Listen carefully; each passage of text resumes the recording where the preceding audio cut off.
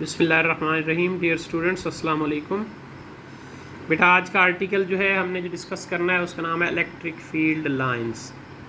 Electric field lines एक theoretical article है, mathematics है नहीं, इसलिए थ्योरी के मुताबिक मैं यहीं से आपको इसको डिस्कस कराऊंगा। तो इलेक्ट्रिक फील्ड लाइंस जो है इस क्या चीज़ होती है, कि इसका कंसेप्ट किसने दिया और किस तरह से हम इनको ड्रा करते हैं, ये सारी चीज़ें जो है मैं आप बयान करता हूँ।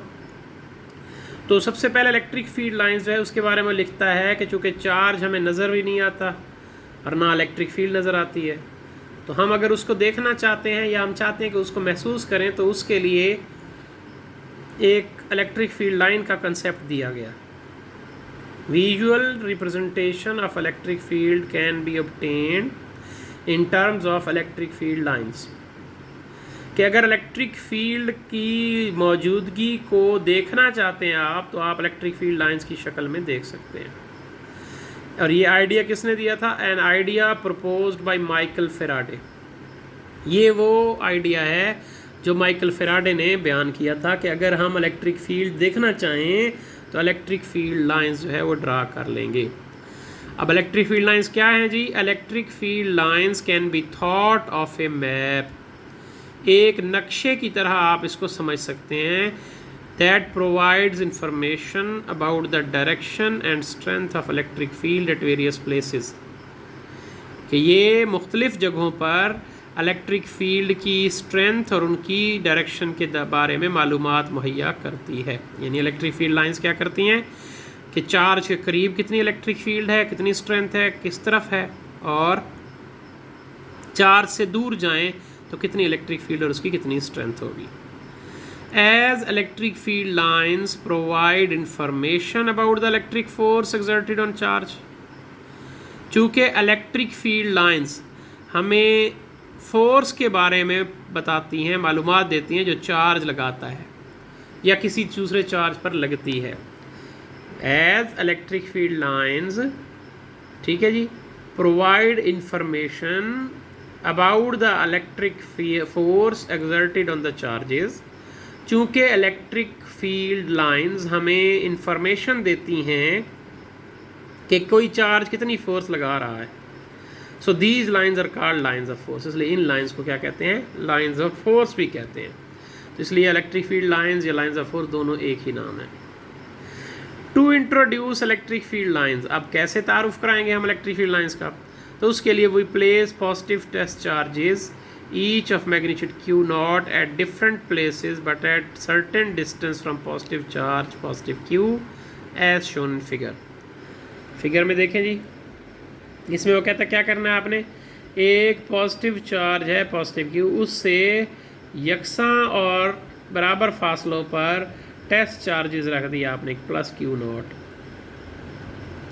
अब ये कौन सा चार्ज है? पॉजिटिव। ये भी पॉजिटिव, क्योंकि टेस्ट चार्ज पॉजिटिव होता है। तो ये हर चार्ज को रिपेल करेगा एक बराबर फोर्स से। बराबर फोर्स क्यों होगी? वजह ये है कि फोर्स जो है वो फासले के हिसाब से चेंज होती है। अब सेंटर जो पॉइंट पर चार्ज पड़ा है उससे हर टेस्ट चार्ज का फासला बराबर है, क्योंकि सर्कुलर पैटर्न है ना, तो सर्कल में सेंटर से फासला बराबर होता है।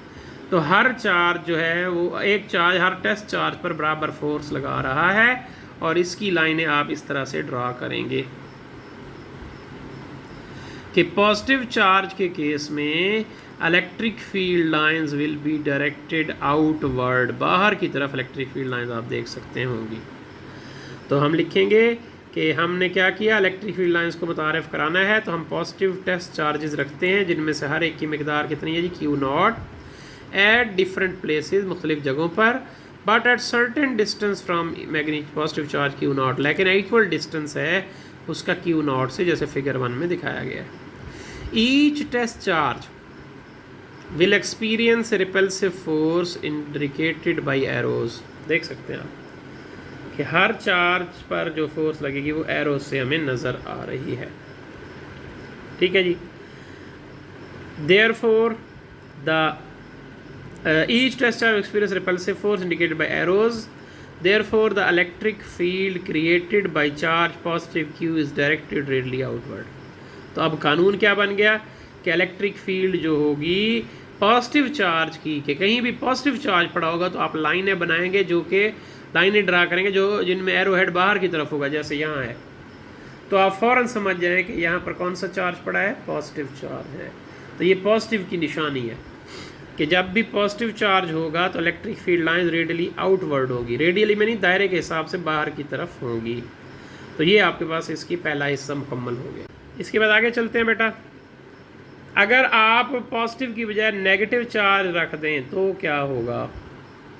यही बात है, नेगेटिव चार्ज भी तो हो सकता है ना।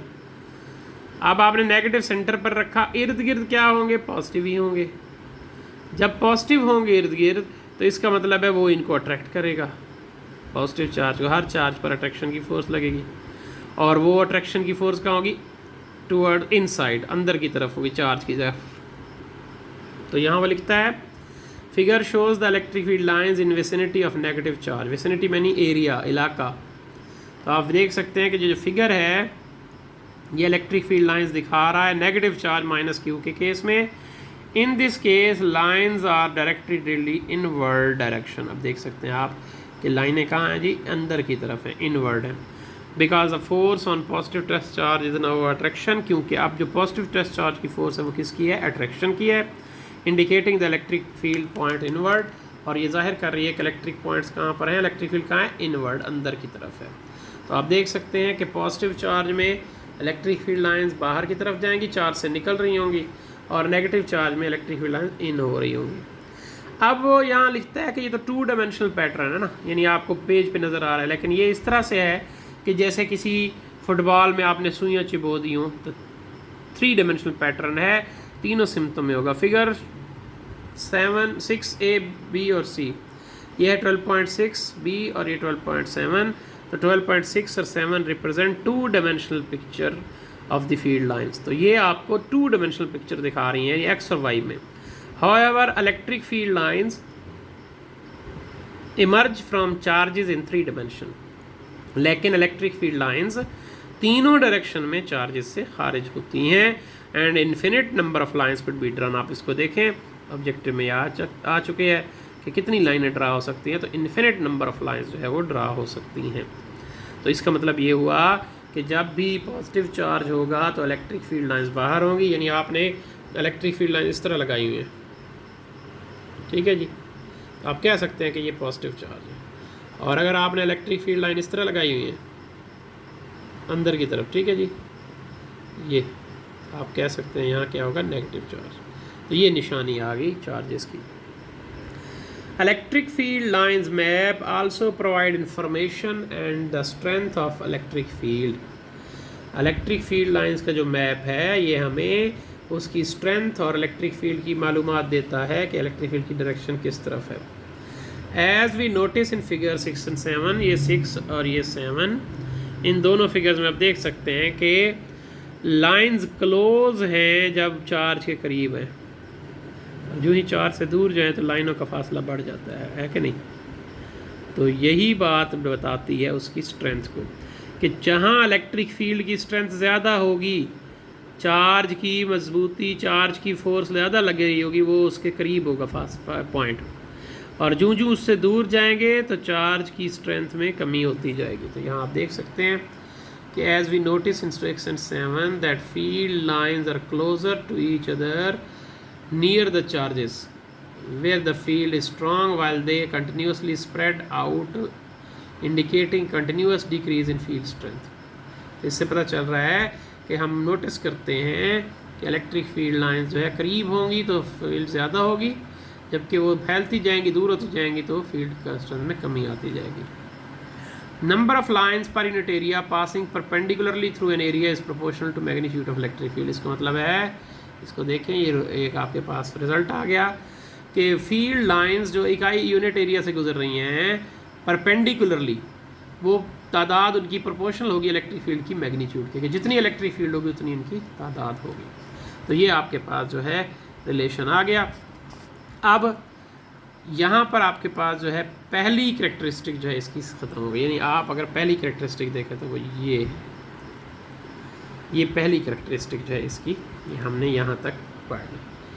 कल इंशाल्लाह इसको आगे चलाएंगे, इसकी 3 कैरेक्टरिस्टिक्स मज़ीद है और इसको आगे चलाएंगे कल। आज यहाँ तक इसको क्लियर करें। अल्लाह हाफिज़।